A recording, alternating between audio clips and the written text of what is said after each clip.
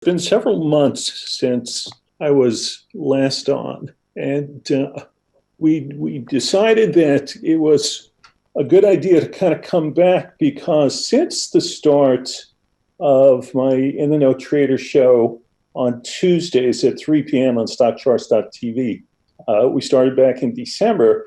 Each week we're kind of getting significantly more listeners. And what I hear from the listeners is that the content is demonstrably different from what can typically be found elsewhere. And it's got a totally different angle on presenting market movement than most people are accustomed to seeing. And if we kind of take a step back, the whole reason that I started In the Know Trader a year ago was to give individual investors access to models that they don't typically have a chance of seeing, as well as how institutions kind of play the market. So I myself have been on the street for almost 40 years now, holding some pretty high-level positions at major firms. Now, I started my career trading in the commodity pits back when there were commodity pits.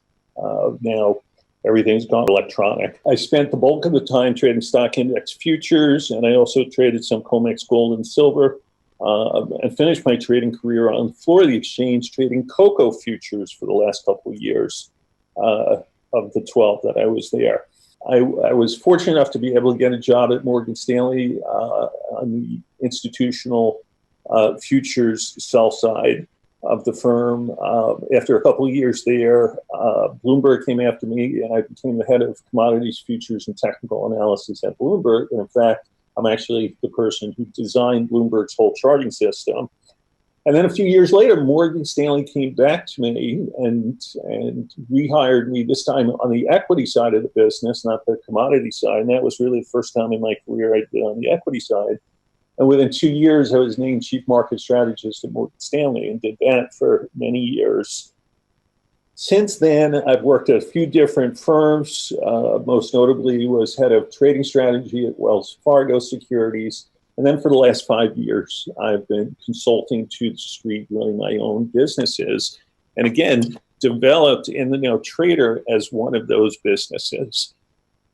So the point of In the Know was to show you when and where institutional investors were more likely to make their decisions, combined using a variety of models that generally are more in what we call the market timing side of analysis as compared to pure technical analysis.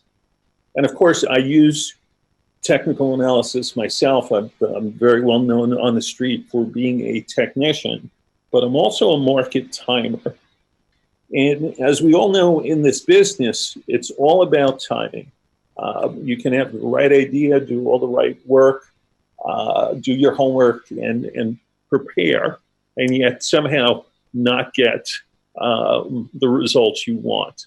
So here I have a question for you, which is, which individual investors have the best chance of consistently making money in the markets? Those who look at both fundamentals and technicals, those who only look at technicals, those who only look at fundamentals, none of the above, and then looks like choice both 3 and 4 here. Now, let's see, are these still in the right order? No, they're not in the order that the question was, but the results show that if you know where institutions are buying and selling, you actually have a much better chance. So I don't know if we still have this live, Aaron. It's still and it will run at the through the end of your presentation, so we can look and see if the answer's changed. Okay. How's that? That sounds good. Perfect. So let's go back here and kind of take a look at the S&P, a look at gold, the dollar, and the 10-year, and give you a sense of what some of these models that institutions have access to are using to help time what they're doing. So we'll start off here. I happen to have the U.S. 10-year chart up, and you'll see that besides price bars, there's some, a Fibonacci retracement here. Here's 38%, 50%, and the 62% retracement. So yesterday's low in yield terms got very close to 62% retracement, as well as similar to where an important 2017 low was. And of course, we're bouncing today with a decent bounce. But you'll also see a model here that many of you have not seen before. And this is one of the core models that we use in the No Trader, and of course to what I use for institutional clients that I consult to. This model was developed by a gentleman named Tom DeMark. It is only available on 2 platforms, CQG, which is the software you're looking at, and then, of course, Bloomberg. And these are add-on costs to those platforms. Let me quickly show you. We're going to start here looking, and I'll give it a highlight just to make sure you see the same area I want to start looking at.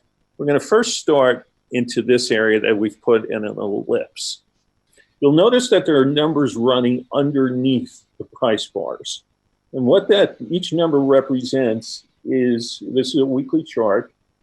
So this is a Friday close, or if there's a holiday on Friday, it's the Thursday close. It's the close of the week, and each one of these bars that has a blue number in it has closed less than the close from 4 weeks prior. And when you do 9 consecutive weeks that the close is less than the close from 4 weeks prior, or conversely, let's take a look kind of in this space here, 9 consecutive weeks that the close is above the close from 4 weeks prior, you've moved enough in one direction to say that there's potentially further trend. It's the minimum movement that needs to be seen to define that there is exploitable trend. Now, a lot of times the 9 counts themselves end up turning the market, and you don't get extension of trend. But a lot of times you do get extension of trend. And in order to define then the exhaustion point of the trend is then doing another pattern, which we're going to put in here, which gets and ultimately ends up, oops, I don't know why it keeps disappearing. Let's see, there we go, on a 13 count. And there are different ways and models that this is called a sequential model. So the sequential model has different ways of counting.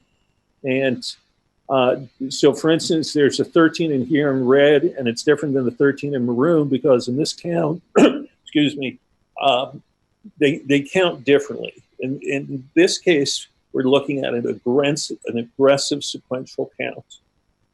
These are closes that are, well, let's do this. In a standard sequential count, the 13 count are 13 times that the close is above the high from 2 bars back. So after doing the 9 count up, which we finished here, the software then looks for 13 times that the close is above the high from 2 bars back, and it need not be consecutive bars. In this case, this 13 in here is suggesting at the time that it's a high-risk buy. Now, this was not a great signal, but nonetheless, for, I don't know, probably looks like 8-10 weeks, this did call a cessation of the uptrend until it finally kicked back in again. On the downside, what we're seeing here is the 9 count, again, followed by 13 bars closed less than low 2 bars back, and now this is, we're showing up right now with a 13 count.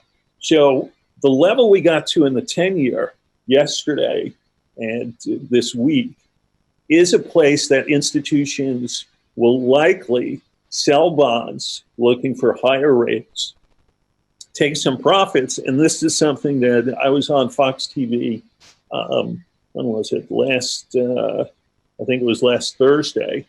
with Maria Bartiromo in the morning, and we had said that anywhere from 2.17% down to 2.065% is the place that you're likely going to want to start taking some profits if you're long bonds. Now, of course, this is the yield chart, so this is the opposite picture, but essentially the same thing.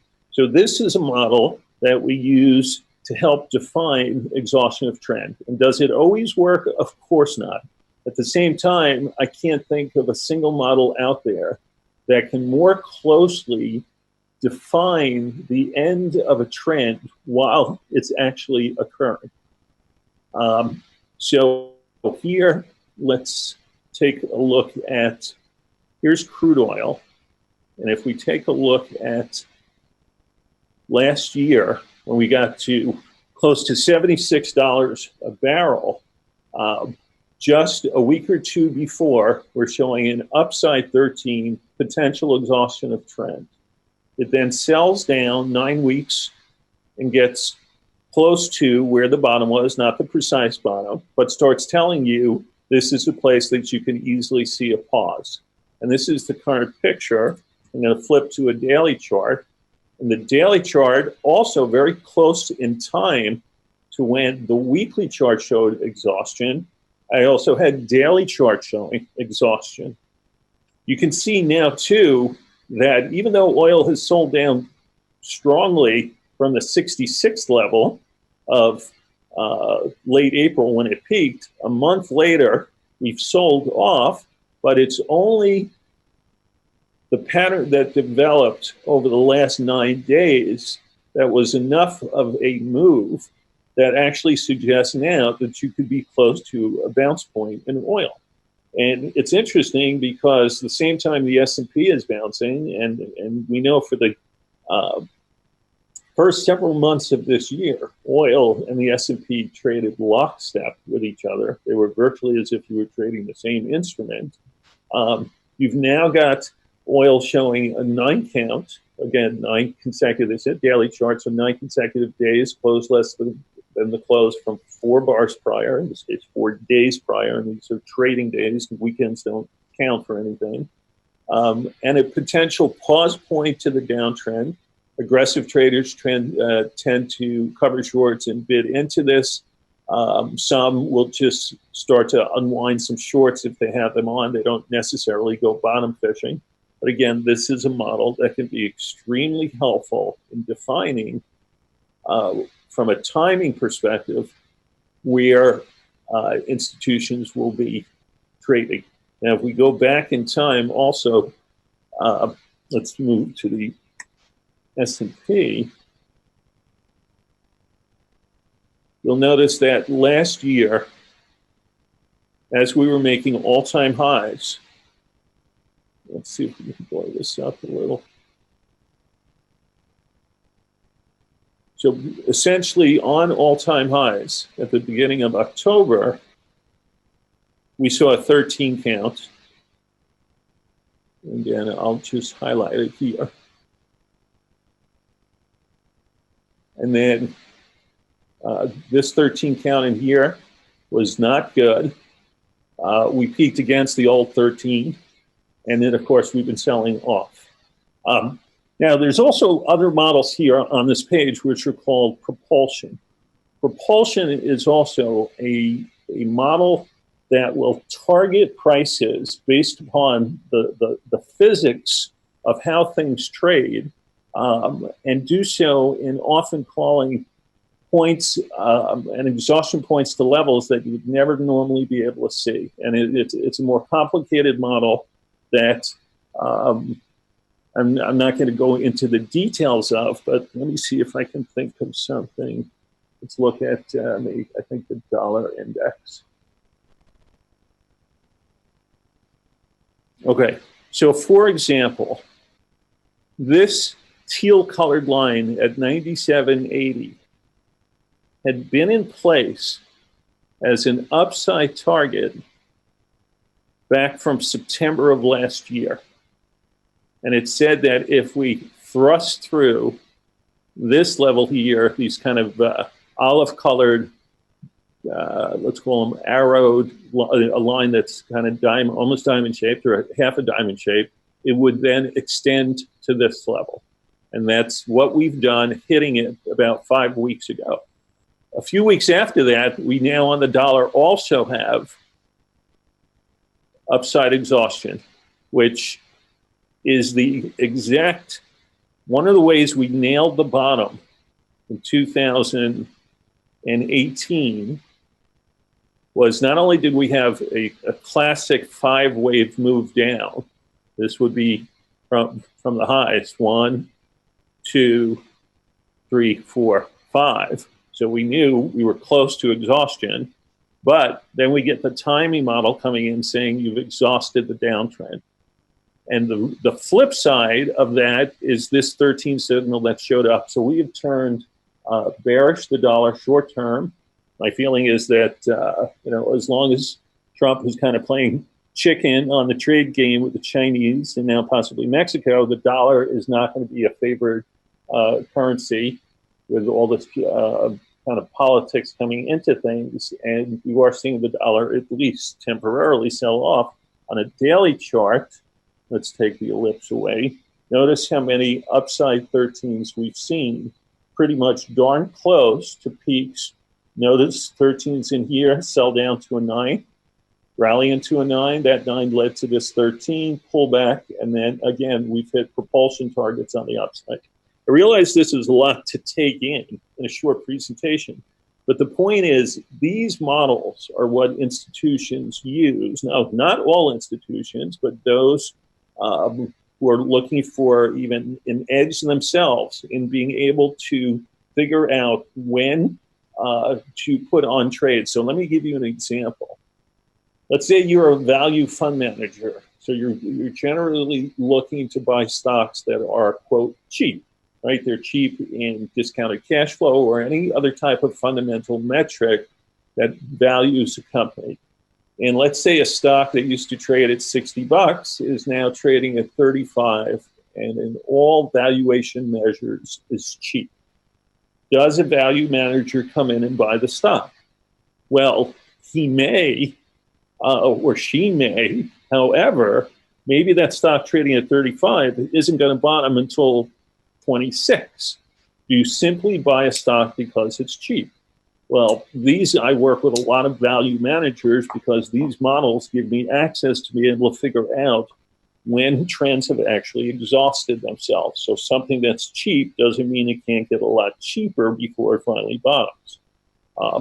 So I've been using this model for, I think it's 24 years. It's a main part of what I do. And before we get a chance to do some Q&As and go over the results, I want to show you what, for instance, the tactical trader report from In the Know Trader looks like. So this is the most recent report. It comes out Wednesday nights each week. We take a look at kind of the big picture of what's going on. Here we've got information about sector performance. We include relative rotation graphs of the 11 macro sectors to get a sense of where there's potential opportunities. And what I'll tell you is each week we kind of do a deep dive into the S&P also, because when it comes down to it, knowing what the S&P is going to do, and that is the institutional benchmark as compared to the Dow or any other U.S. index, more portfolio managers are benchmarked to the S&P. Therefore, we concentrate on the S&P. We get into depth on where it's likely going. We have, as I mentioned, a 2720 downside target that we got within 1/3% yesterday. And then, of course, from the timing perspective, there's also stuff down here. Each week, we also put out a new trade idea. Now, everything we do in the Tactical Trader Report are ETFs. We do not trade individual stocks. We do that for a very specific reason, and that is as individual investors writing a newsletter that comes out once a week. I don't want to potentially get you into something that has an earnings miss or anything that can affect a single stock.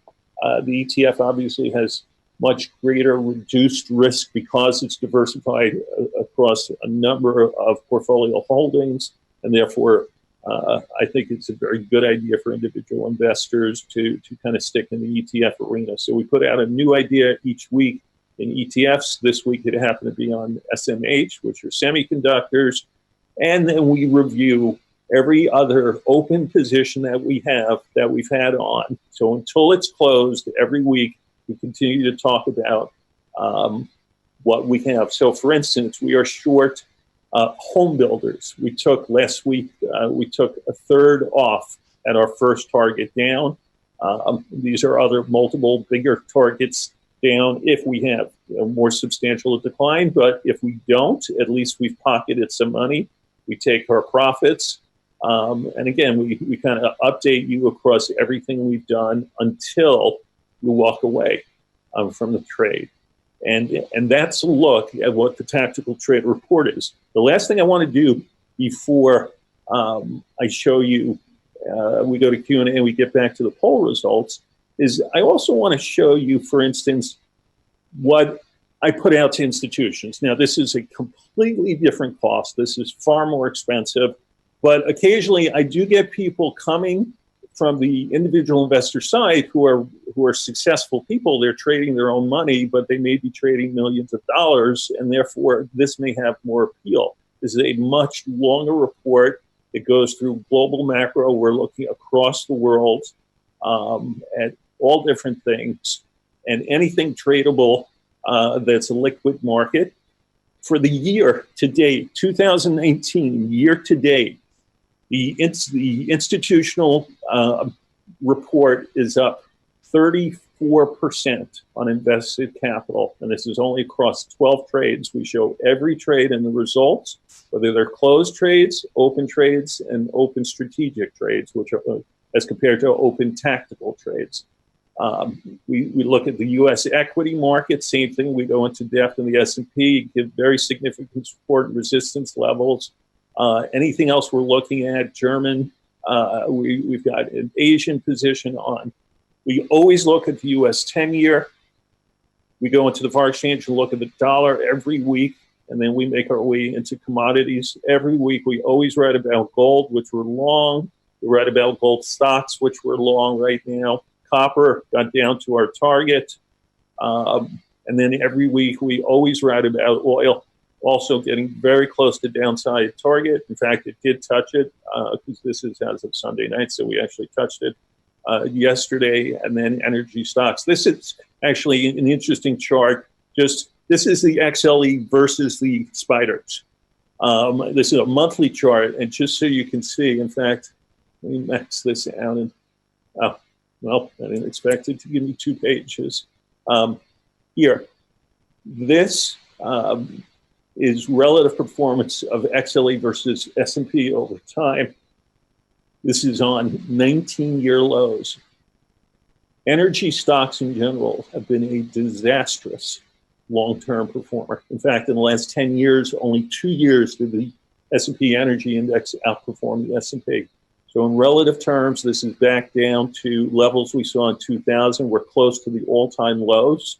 However, I've got the 13 and the 9 that have shown up in the last several months, which means I'm starting to potentially look for a bottom. It's not there yet, but this is the type of thing where we can better time when to potentially come in and shift energy from an underperformer at least to an equal weight. Lastly, the last chart, this is probably our best trade we've had on this year. We're long solar versus XOP, which is oil and gas names. We're up 20% alone on this investment. So 20% return on capital on a pair trade, which is terrific. And then we finish up with something called the Daily Sentiment Index. This is a poll of how individual investors are ranked bullishly across the different markets. So unlike other polls you're accustomed to, this is all shown in percent bulls. And when you tend to get extreme readings when it's above 84% bulls or beneath 16% bulls. So you can see that like Treasuries coming into this week are getting very close to being overbought. And again, that matches up to why we're willing to start taking profits in that space. So Aaron and Tom, I want to turn it back to you so that we can look at the results and just kind of finish up if there are any quick questions that we can handle. All righty. Well, we did get some in the chat room. Do you guys use the point and figure? Do you use the point and figure tools or? I personally do not use point and figure. I think these days there's nothing wrong with it. Point and figure charting could be a very good tool, and I probably know the top 2 people in the world who are the specialists in point and figure. I happen not to use it just because there's only so many things I can look at. And I think as time goes on, less institutions use it than I'd say 10 and 20 years ago when it used to be very prominent. Okay. One of the other questions was, can you show your analysis of GLD using these metrics? I mean, I know you've got some other examples, but have you looked at the gold in this way? Yeah. And here's gold. Here's GLD on that same chart. So downside exhaustion into last summer's lows. The sell-off that we had that peaked in February and sold off, bottomed on a sequential 13. We've moved up. We are long gold for our clients and on the institutional side. And targets right now would be, let's say, 127.60-ish, and a much bigger move all the way up to 135. So yes, I look at this. That's a daily chart. You can look at it on a weekly chart. 13 peak in 2017, 13 bottom on the weekly chart in fourth quarter of 18. All right, so you could really use this short term or longer term. Yep. In fact, I'll show you something, and I have no idea if it's going to work or not right now. Here's a 1-minute chart of gold for today. Mm-hmm. So buy signal right by the low of the day, sell signal here, which extended to a 9-count pullback. So, you don't always know if you should take them, but the way that DeMark would describe the use of this model is if you get a 13 down, he would define this as generally a bad time to to put new money in the direction of the trend. So if this has been selling off, you don't want to short now. That's the same thing as saying you don't want to first buy here. Now, if you did, okay, you could have made some money, but he's saying there's much higher than normal risk. And there is actually a pattern called a 9-13-9, and that's what this has done. So you can never get a 13 without a 9 first, but sometimes it extends to another 9, and that's what this has done. And then peak there against the propulsion. Now, propulsion is a totally different model, but back at 11:15 New York time or 11:17, something like that New York time, it said if we broke through 124.79, we would get to 124.97. And today's high is, darn close. And then the last question I have for you is, do you also put stop loss orders in, or do you? Every trade in the No Trader and every formal trade that we put on has a stop loss and a target. And what differentiates me talking about something in written work versus a formal trade recommendation, let's say if I say in my commentary, I'm bullish gold and gold moves up, I can't say, oh, look, we made you money. We told you gold was going up, because I didn't give you a specific trade. I didn't tell you where to get in, where to get out, and where your stop is. But if I say, here's where I'm bullish gold, and here's where you buy gold, and here's our target, and here's our stop out, that's an official trade. Hey, Rick. Yeah, Tom. Yeah, Rick, I'm sorry. I hate to cut you off, but we were going to have to get moving. Sure. But I just want to tell you, this was a great presentation. A lot of folks are very interested in where to get your software. So if you could just quickly just let them know where they can get that, that would be great. The software, again, is available on Bloomberg as being a professional client of Bloomberg, or through another company called CQG. So you would have to get the CQG charting package with DeMark indicators. And again, this is not inexpensive stuff. The other thing is, check out my website, inthenotrader.com. I have tons of videos up there, and that's where you can get information also about subscribing to our weekly report. All right, sounds good. I'm going to just pull that up for everybody real quick so you can just see.